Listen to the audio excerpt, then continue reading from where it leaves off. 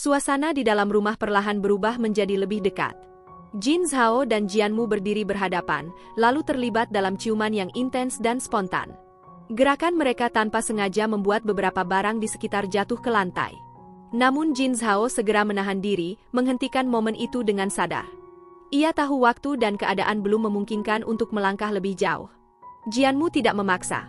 Ia hanya menatap Jin Zhao, lalu berbaring di tempat tidur. Jin Zhao menyusul dan malam itu mereka tertidur berdampingan. Jianmu berada dalam pelukan Jin Zhao. Dalam percakapan ringan sebelum tidur, Jianmu menanyakan balapan yang akan diikuti Jin Zhao. Balapan itu bisa dimulai kapan saja dan akan mempertemukannya kembali dengan Tuan Won. Bagi Jin Zhao, balapan tersebut bukan sekadar kompetisi, melainkan cara untuk menutup semua konflik lama. Jalurnya berada di kawasan pegunungan yang berbahaya. Namun Jin Zhao sudah memiliki rute alternatif yang diberikan oleh petugas Lu. Ia meminta Jianmu untuk tidak terlalu mengkhawatirkannya, meski risiko tetap ada. Malam itu, Jin Zhao keluar sebentar. Ia bermain basket sendirian, lalu merokok di tempat sepi. Ia menyadari bahwa Jianmu tidak seharusnya ikut masuk ke dunia penuh bahaya yang sedang ia hadapi. Dalam hati, ia bertekad bahwa jika balapan ini berhasil dilewati, semuanya akan berakhir. Ia akan meninggalkan kehidupan tersebut dan memilih hidup bersama Jianmu. Setelah itu, ia kembali ke kamar, menatap Jianmu yang tertidur, lalu beristirahat di sisinya. Keesokan paginya, Jin Zhao bangun lebih awal. Ia berpamitan pada Jianmu yang masih mengantuk, memintanya untuk beristirahat dengan tenang. Jin Zhao berjanji akan kembali dan mengajaknya pergi setelah semuanya selesai. Setelah itu, ia meninggalkan rumah.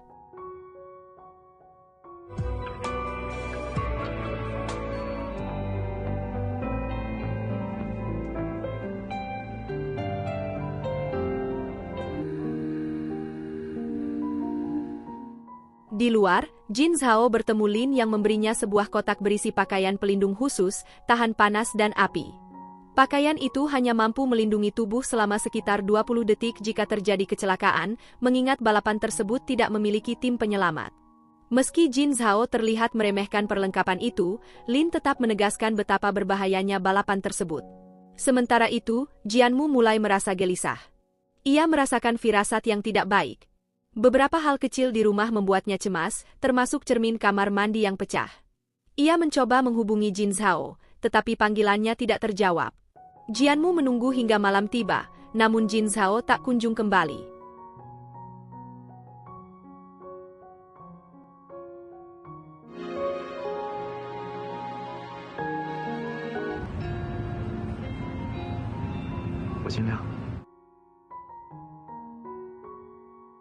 Sunlight datang dan menemani Jianmu agar ia tidak sendirian. Tak lama kemudian, terdengar suara mobil balap mendekat. Jianmu bergegas keluar, tetapi yang muncul adalah Liang. Ia meminta bantuan Jianmu dan menjelaskan bahwa Jianmu pernah terlibat sebagai navigator. Kali ini, nyawa Jin Zhao berada dalam bahaya. Setelah mengetahui bahwa Liang datang atas perintah petugas Lu, Jianmu akhirnya setuju ikut. Liang menjelaskan bahwa Jin Zhao tidak boleh mengikuti rute asli karena aliansi mencurigai adanya polisi penyusup. Jika tetap di jalur itu, Jin Zhao bisa tertangkap. Jianmu segera dibawa ke area kaki gunung untuk memperingatkan Jin Zhao agar menghentikan balapan. Di sisi lain, balapan telah dimulai. Jin Zhao dan He Zeng saling bersaing ketat di jalur pegunungan yang sempit dan berbahaya. Jianmu dan Sunlight berusaha menyusul ke atas gunung, melewati berbagai rintangan dan pos penjagaan. Namun mereka terhenti karena area tersebut dijaga ketat oleh orang-orang Tuan Won. Dalam situasi genting, Jianmu memohon bantuan Wan Jing, seseorang yang mengenal Jin Zhao dengan baik.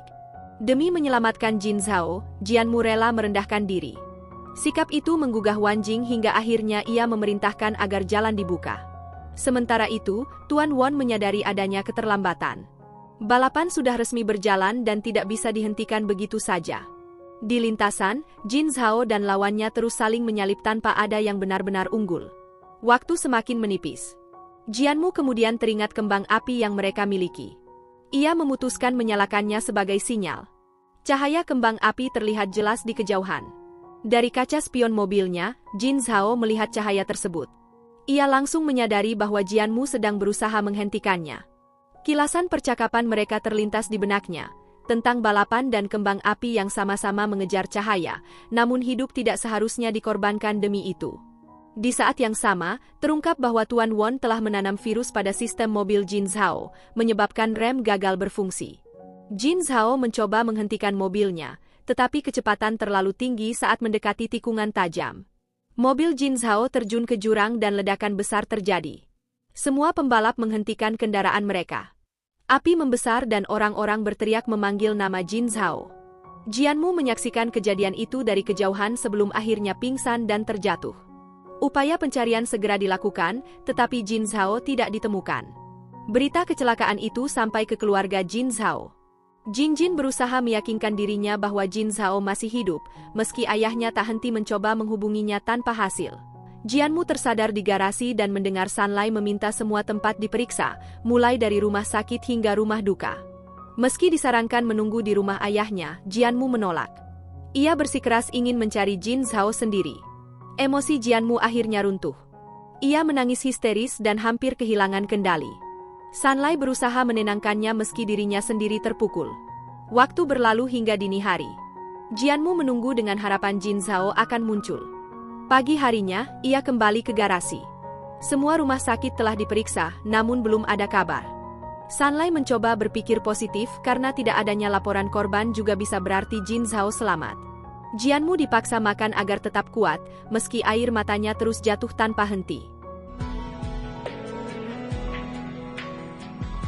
你也不想让他活命，放任。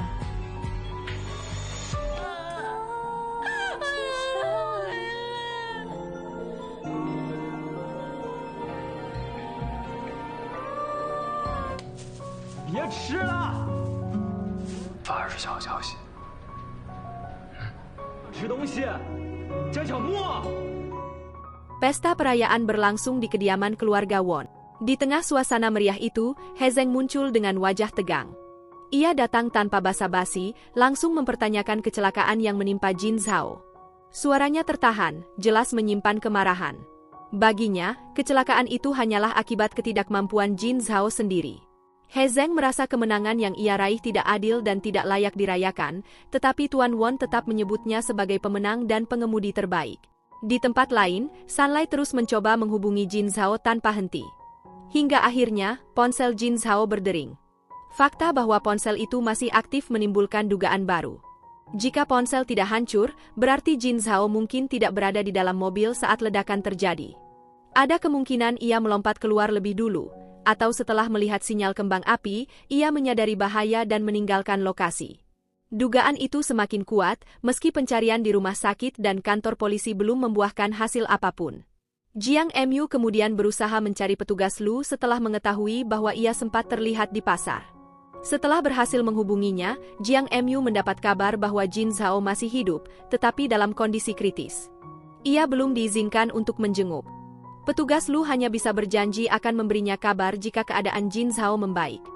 Tak lama kemudian, Jin Zhao diperlihatkan terbaring di ruang operasi, menjalani tindakan medis dengan kondisi yang belum stabil. Jiang Mu kembali ke rumah ayahnya dan bertemu dengan Chris. Dari percakapan yang awalnya tidak ditujukan kepadanya, Jiang Mu mengetahui kebenaran tentang kondisi ibunya. Beberapa bulan sebelumnya, sang ibu didiagnosis mengalami penyakit katup jantung pada tahap berbahaya dan berisiko fatal jika tidak segera dioperasi. Ia harus menjalani operasi besar dan kemungkinan perawatan lanjutan. Karena itu, sang ibu sempat ingin menjauh agar tidak menjadi beban.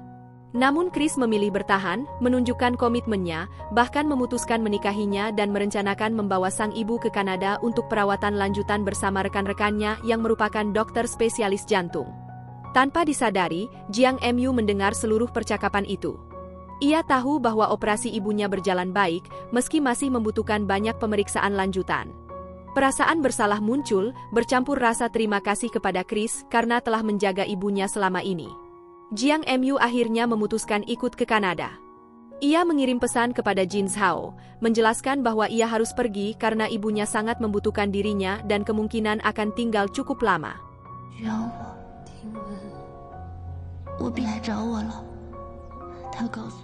Sementara itu, Jin Zhao masih terbaring di rumah sakit. Jiang Mu melewati malam-malam dengan perasaan gelisah. Waktu berlalu. Jiang Mu sempat kembali ke Thailand, namun sudah memesan tiket untuk kembali ke Kanada. Ia terus menunggu balasan dari Jin Zhao. Merasa waktunya semakin sedikit, ia kembali mengirim pesan, memintanya segera menghubunginya karena ia sangat merindukannya. Beberapa waktu kemudian, Jin Zhao akhirnya sadar dari koma. Petugas Lu menjelaskan bahwa ia sempat tidak sadarkan diri cukup lama dan bahwa Jiang Mu telah mengirim banyak pesan. Jin Zhao membaca pesan-pesan itu satu persatu. Ia meminta Sanlai segera dihubungi. Kondisi fisiknya masih lemah dan penuh rasa sakit, namun beban yang ia rasakan jauh lebih berat secara batin.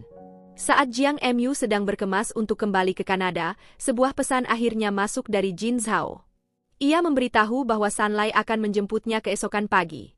Jiang Mu diliputi perasaan campur aduk. Keesokan harinya, Sanlai membawanya ke sebuah kafe. Jiang Mu mempertanyakan mengapa semua orang menyembunyikan kebenaran darinya. Sanlai hanya menyarankan agar semua pertanyaan itu disampaikan langsung kepada Jin Zhao. Tak lama kemudian, Jiang Mu bertemu kembali dengan Jin Zhao. Mereka berdiri saling berhadapan. Tidak ada kata-kata yang langsung terucap. Jiang Mu menahan air mata, sementara Jin Zhao hanya menatapnya, seolah semua perasaan telah lama tertahan tanpa perlu diucapkan. Waktu mundur ke masa ketika Jiang Mu sudah berada di Kanada. Ia rutin mengunjungi ibunya, yang kondisinya perlahan membaik meski masih harus menjalani kontrol rutin. Jiang Mu mulai menjalani kuliah dengan mengambil jurusan fisika dan astronomi. Meski awalnya kesulitan mengikuti pelajaran, setiap pengalaman yang ia lalui selalu ia bagikan kepada Jin Zhao lewat pesan, meski tak pernah mendapat balasan. Ia menceritakan kesehariannya di kampus, kunjungannya ke ibunya setiap akhir pekan, dan bagaimana sang ibu sering menanyakan kabar Jin Zhao. Di sisi lain, Lien menghubungi Jin Zhao dan memberitahunya bahwa seorang dokter bernama Julia akan datang untuk membantu proses rehabilitasi. Dokter Julia menjelaskan bahwa pemulihan akan sangat menyakitkan, tetapi harus dijalani agar kondisinya membaik. Jin Zhao merasakan nyeri hebat saat mulai menjalani latihan mobilitas dan penguatan otot. Waktu berlalu hingga masa kini. Jiang Mu mulai beradaptasi dengan kehidupannya. Ia semakin memahami pelajaran dan memiliki lebih banyak teman. Sementara itu, para dokter menyampaikan bahwa rehabilitasi Jin Zhao berjalan cukup baik, tetapi fokus utamanya hanya agar ia bisa berjalan tanpa kursi roda. Kerusakan pada tendon dan otot di sekitar tulang belakangnya cukup parah, sehingga balapan bukan lagi prioritas. Hal itu membuat Jin Zhao terpuruk. Ia terus membaca pesan-pesan dari Jiang Mu tanpa pernah membalasnya. Ia merasa tidak sanggup mengikat Jiang Mu pada hidup yang belum tentu utuh. Perlahan, dengan bantuan alat dan dukungan medis, Jin Zhao mulai bisa berjalan. Petugas Lu menyampaikan bahwa perkembangannya cukup signifikan. Di saat yang sama, terungkap bahwa seluruh jaringan penyelundupan telah dibongkar. He Zeng menyerahkan diri dan menjadi saksi kunci. Won Dayong dan Tuan Won berhasil ditangkap saat mencoba melarikan diri. Mendengar kebenaran itu, Jin Zhao tak kuasa menahan air mata dan tersenyum lega. Namun ketika menerima pesan dari Jiang Mu yang mengabarkan bahwa kasus telah berakhir, ia kembali menahan diri. Ia menatap kakinya yang masih terasa sakit dan mengurungkan niat untuk membalas. Kembali ke pertemuan di kafe, Jiang Mu dan Jin Zhao duduk saling berhadapan dalam keheningan. Jiang Mu mengingatkan tentang kembang api pada malam kecelakaan, menyadari bahwa itulah alasan Jin Zhao selamat. Saat Jiang Mu mencoba menyentuh tangannya, Jin Zhao secara refleks menghindar dan menggenggam gelas kopi, memilih diam entah apa yang disembunyikan Jin Zhao sikapnya bisa berubah menjadi dingin. 别来碰！万大营第一时间落网。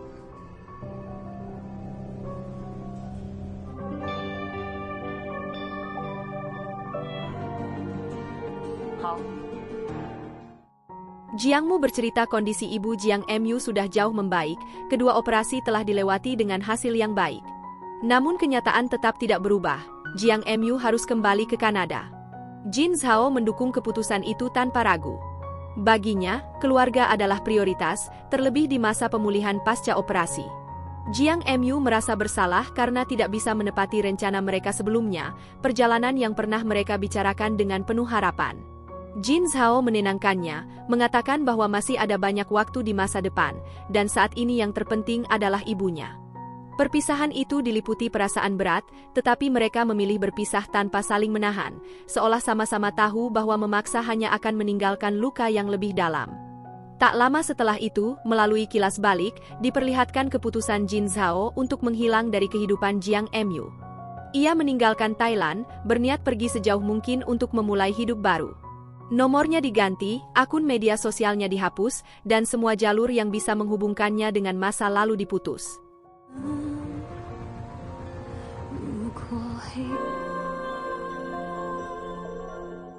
6 bulan berlalu sejak kepergiannya, bertepatan dengan 1 tahun sejak kecelakaan.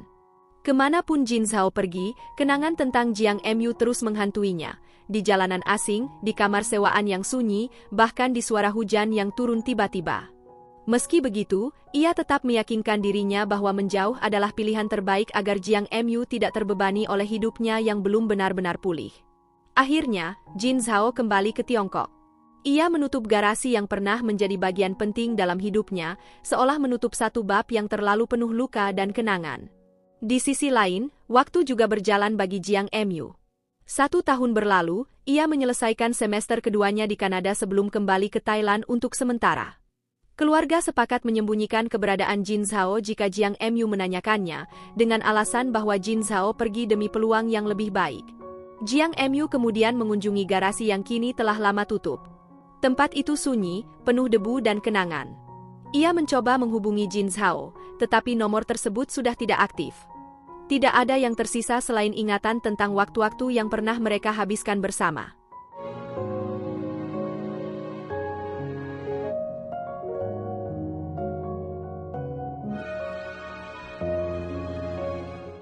Tiga tahun berlalu. Suasana Natal di Kanada menunjukkan bahwa hidup terus bergerak maju. Ibu Jiang Mu telah pulih sepenuhnya. Jiang Mu kini lebih mandiri, lebih dewasa. Ia menjalani kehidupan kampus, mengikuti berbagai aktivitas, bahkan beberapa kali mencoba berkencan. Namun, tidak ada satupun yang benar-benar mampu mengisi ruang kosong di hatinya. Kenangan tentang Jin Zhao terus muncul dalam hal-hal sederhana, seperti secangkir kopi di pagi hari. Kini, di usia 26 tahun, 6 tahun telah berlalu sejak perpisahan mereka. Jiang Mu telah bertemu banyak orang, menjalani banyak fase hidup, tetapi bayangan masa lalu masih melekat. Di kampus, ia diperkenalkan dengan seorang senior bernama JJ, yang berasal dari daerah yang sama dan meneliti bidang serupa, astronomi dan budaya Tiongkok. Pertemuan mereka kembali terjadi di perpustakaan, menandai awal hubungan baru dalam hidup Jiang Mu. Saat berbincang, Jiang Mu menjelaskan bahwa pena yang selalu ia bawa bukan pemberian teman, melainkan dari mantan kekasihnya. Hubungan mereka hanya berlangsung 1 minggu, tetapi pena itu ternyata sangat mahal, terbuat dari emas murni dengan ukiran halus. Jiang Mu menyadari bahwa saat memberinya hadiah itu, Jin Zhao sedang berada di titik terendah hidupnya, hampir tidak memiliki apa-apa. Namun tetap, ia memberikan yang terbaik dengan segala kemampuan yang ia miliki.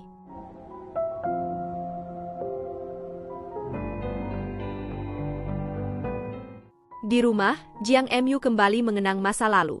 Jin Zhao selalu memperbaiki berbagai kerusakan, sesuatu yang bahkan ayahnya tidak pernah bisa lakukan.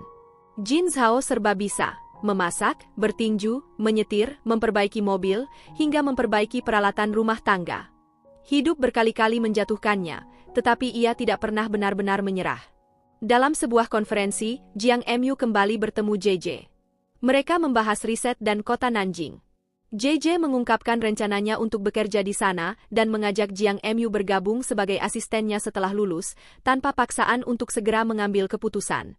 Dalam sebuah acara kecil bersama profesor dan rekan-rekan JJ, seorang profesor memperhatikan liontin berbentuk hati yang dikenakan Jiang Mu. Ia menjelaskan bahwa itu adalah simbol cinta kuno yang dibuat dengan teknik rumit. Penjelasan itu kembali membangkitkan kenangan tentang Jin Zhao. Jiang Mu akhirnya menyadari bahwa meski telah mencoba menjalani hidup baru dan bertemu banyak orang hebat, tidak ada satupun yang mampu memberinya perasaan seperti Jin Zhao. Akhirnya, Jiang Mu memutuskan kembali ke Tiongkok demi karirnya di Nanjing dan menerima tawaran JJ setelah kelulusannya. Dalam perjalanannya, ia sempat kembali ke Thailand. Waktu telah berlalu, Jin tumbuh semakin besar, dan kehidupan keluarga terus berjalan. Jiang Mu mengetahui bahwa Jin Zhao masih rutin mengirim uang, tetapi tidak pernah kembali. Ia juga bertemu Pangkai, yang kini bekerja sebagai manajer pembelian di pabrik ayahnya. Dari Pangkai, Jiang Mu mengetahui bahwa Jin Zhao pernah datang diam-diam untuk membantu menyelesaikan masalah bisnis, lalu pergi tanpa meminta apapun. Bantuan itu adalah balasan atas kebaikan lama yang pernah ia terima. Jiang Mu menyadari bahwa Jin Zhao selalu menepati janji-janji yang ia buat kepada orang lain, kecuali satu janji padanya, untuk kembali dan menghubunginya. Ketika akhirnya mendapatkan nomor Jin Zhao, Jiang Mu mulai curiga bahwa ayahnya telah menyembunyikan kebenaran darinya. Setelah berpamitan, Jiang Mu kembali ke Tiongkok. Orang tuanya membicarakan rasa bersalah karena terus berbohong, tetapi mereka yakin semua itu adalah keputusan Jin Zhao sendiri. Jiang Mu kembali ke rumah lamanya di Nanjing. Kota itu telah banyak berubah. Bangunan baru berdiri di mana-mana, dan hampir tak ada lagi yang terasa familiar. Ia meninggalkan harapan bahwa suatu hari Jin Zhao akan menemukannya di kota itu, seperti janji masa kecil mereka. Namun kini segalanya terasa asing. Jiang Mu pun bertanya pada dirinya sendiri, apakah mereka akan terus saling merindukan tanpa pernah benar-benar bertemu, dan apakah sudah waktunya ia benar-benar melepaskan.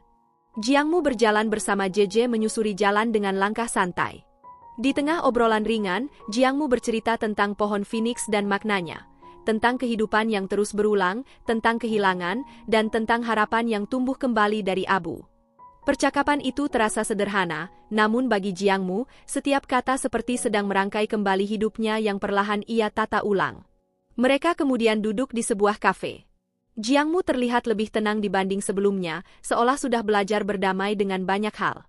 Saat membahas kopi favoritnya, Jiang Mu mendadak menyadari bahwa yang ia ingat bukanlah rasa kopi itu sendiri, melainkan kenangan tentang seseorang yang dulu pernah berbagi momen yang sama dengannya. Pikirannya melayang pada mimpi lama, membuka sebuah kedai kopi di Nanjing, tepat di bawah pegunungan, dikelilingi deretan pohon Phoenix dengan dedaunan musim gugur yang berguguran, suasana hangat, dan cahaya yang lembut. Mimpi itu ia ceritakan kepada JJ lengkap dengan rencana nama kafe tersebut, Moon. JJ menganggap ide itu indah, meski terdengar mahal dan tidak mudah diwujudkan. Di tempat yang sama, Jin Zhao terlihat sedang sarapan. Jarak mereka begitu dekat, namun keduanya tidak saling menyadari.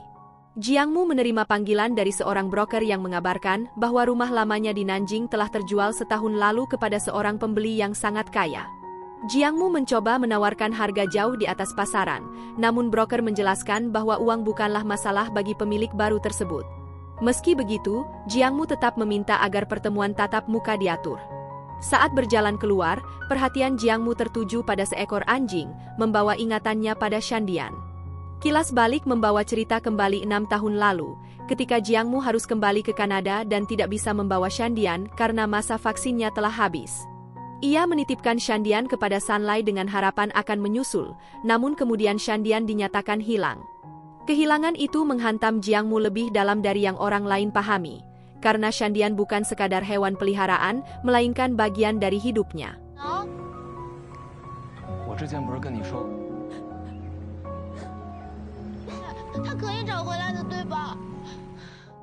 Kembali ke masa kini, Jiang Mu bekerja di sebuah observatorium yang memantau satelit dan pergerakan benda langit. Ia masih menggunakan pulpen pemberian Jin Zhao. Broker kembali menghubunginya dan mengatakan akan mencoba mengatur pertemuan dengan pemilik rumah lamanya. Harapan kecil kembali muncul. Suatu pagi, saat berjalan santai, Jiang Mu kembali bertemu seekor anjing yang sangat mirip Shandian. Ia diberitahu bahwa anjing itu milik pemilik sebuah kafe dan biasanya sangat tenang, namun hari itu terlihat begitu akrab dengannya. Tak lama kemudian, JJ menelepon dan mengabarkan bahwa ia akan pergi ke Beijing untuk perjalanan bisnis yang cukup panjang.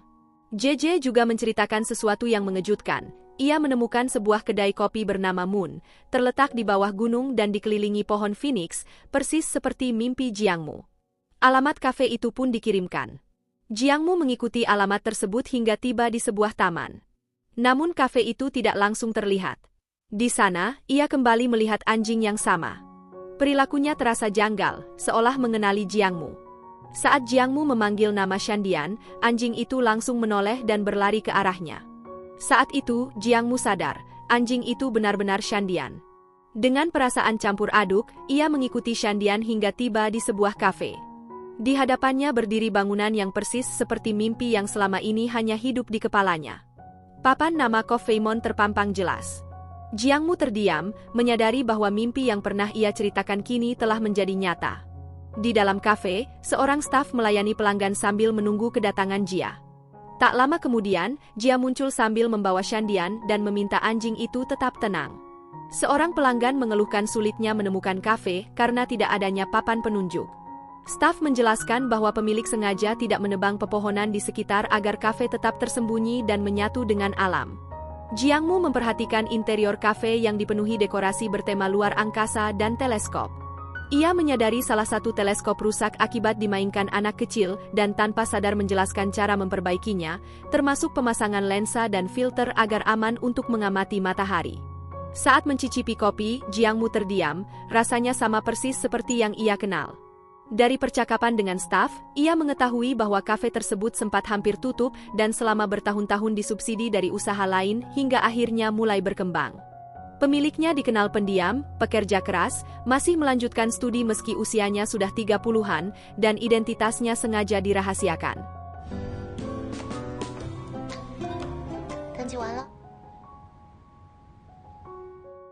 Beberapa hari kemudian, Jiang Mu kembali ke kafe dengan alasan mengambil pulpen yang sengaja ia tinggalkan. Ia diberitahu bahwa pemilik kafe yang mengambilnya dan memintanya datang pada Minggu pagi. Saat hari itu tiba, Jiang Mu melihat seorang pria berdiri di dekat teleskop. Seketika ia tahu siapa orang itu. Langkahnya melambat, matanya berkaca-kaca. Jiang Mu menyindir kehidupan Jin Zhao yang terlihat baik-baik saja, lalu dengan sengaja menyinggung soal pernikahan. Ia mengaku memiliki kekasih dan berencana menikah di akhir tahun.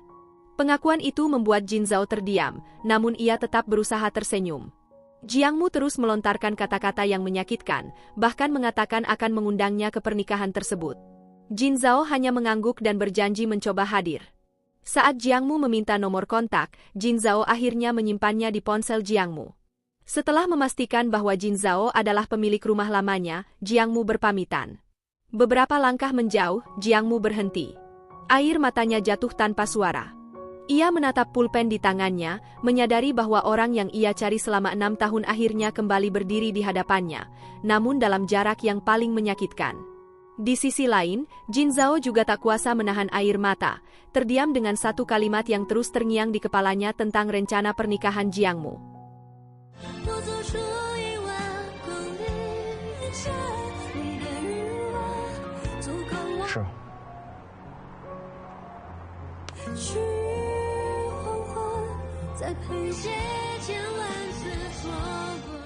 Jiang Mu mengirim permintaan pertemanan kepada Jin Zhao. Ia memperhatikan foto profil Jin Zhao yang menampilkan gambar matahari, sejalan dengan arti namanya. Tanpa sadar, Jiang Mu kemudian mengganti foto profilnya dengan gambar bulan. Saat itu ia menyadari sesuatu, nama mereka seolah saling melengkapi. Dari sana, Jiang Mu tersadar bahwa kafe tersebut dinamai berdasarkan Jin Zhao, lengkap dengan desain interior bertema astronomi.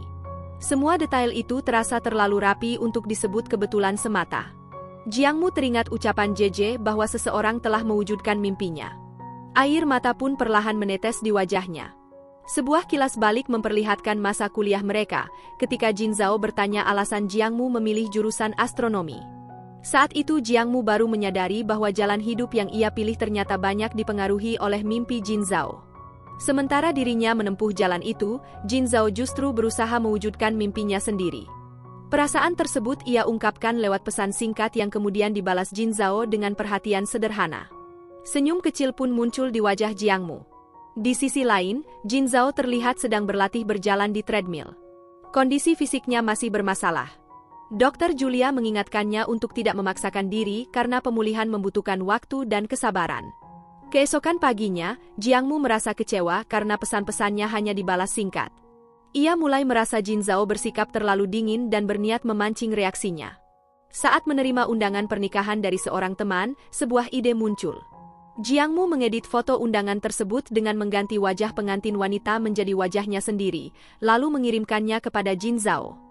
Jin Zhao terkejut, sementara Jiang Mu merasa puas melihat reaksinya. Jiang Mu terus menekan Jin Zhao dengan berpura-pura meminta dukungan sebagai satu-satunya keluarga yang ia miliki.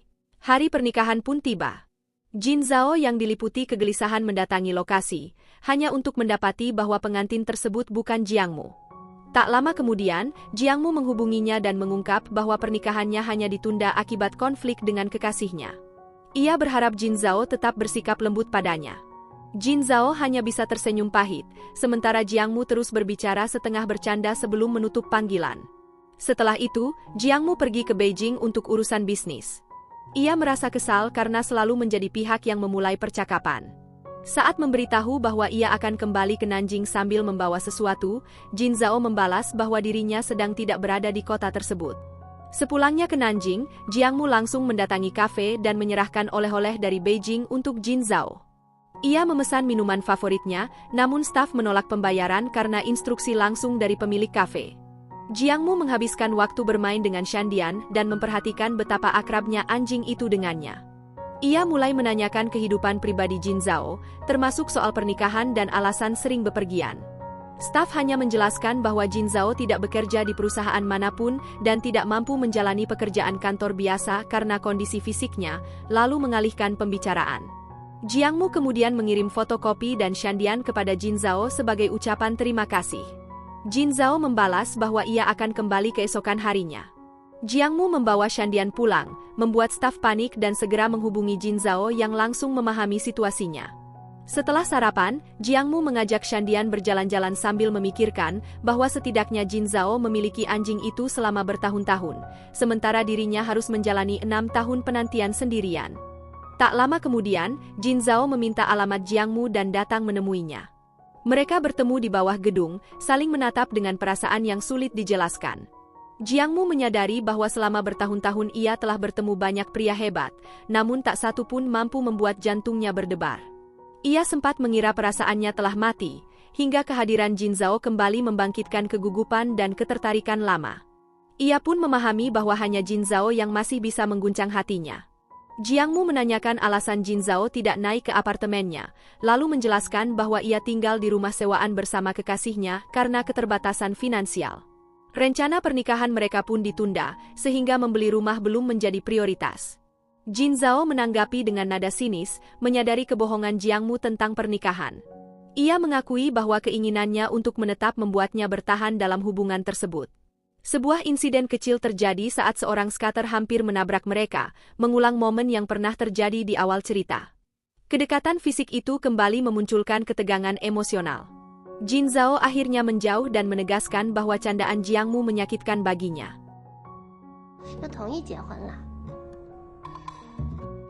Jiang Mu pulang dengan perasaan campur aduk, menyadari bahwa Jin Zhao memang pantas merasakan sakit yang selama ini ia pendam. Malam itu, ia memeluk bantal, tersenyum pahit, lalu tertidur setelah bertukar pesan singkat dengan Jin Zhao. Keesokan harinya, Jiang Mu menerima peringatan cuaca dan hampir mengirim pesan, namun mengurungkannya. Justru Jin Zhao yang lebih dulu mengingatkannya tentang hujan. Hal itu membuat Jiang Mu sangat bahagia. Sementara itu, Jin Zhao menjalani rutinitas harian bersama Shandian, bekerja dan mempersiapkan presentasi tentang teknologi mobil. Karena tak mendapat pesan lanjutan, Jiang Mu kembali ke kafe. Ia mendapati Jin Zhao tidak ada dan mulai menanyakan kehidupan pribadinya kepada staf. Dari percakapan tersebut, Jiang Mu mendapat informasi bahwa Jin Zhao disebut-sebut telah menikah dan memiliki anak, meski identitas sang istri dirahasiakan. Hal itu membuat Jiang Mu semakin diliputi kebingungan dan kecemburuan. Ia teringat bahwa saat terakhir kali menelepon rumah Jin Zhao untuk menanyakan Shandian, panggilan itu dijawab oleh seorang perempuan.